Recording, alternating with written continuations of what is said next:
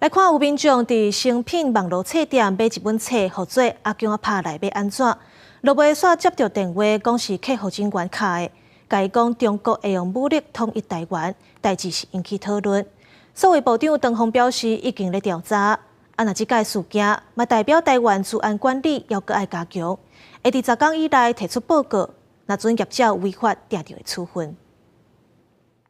中国那边有飞弹直接过来，台湾就会直接投降什么的。伫成品网络买册，买到阿强拍来安怎办的册，结果所接到公司客服来电，内容也涉及中国要武统台湾等言论，消息一出引起各界讨论。不是只是会找出发生什么事情，我们还想要有根本原因之后，透过导入像您刚刚讲的零信任技术等等，来确保说未来这样同样的事情不会发生。我们会在10天内提出完整的报告，然后最后再看报告里面有没有违反个资法。如果有违反个资法的部分呢，我们会依照个资法的规定来处理，包含开罚。但是现在还是要看事实的情况是怎么样，在做，因为现在还在调查阶段。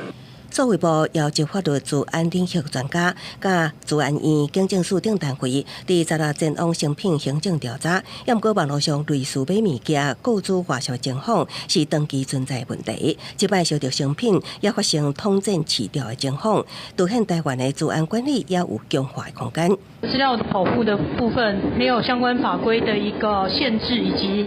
外泄的法则，资料分级分类、账户的授权、管控存取的部分做的都不够完善，因此才会常常导致我们企业的营业的秘密，或者是民众的个资外泄的情况。作为产业署就成品案件表示，会伫10天内提出完整报告，案件若违法会要求限期改善，希望2礼拜内会当做出行政处分。记者综合报道。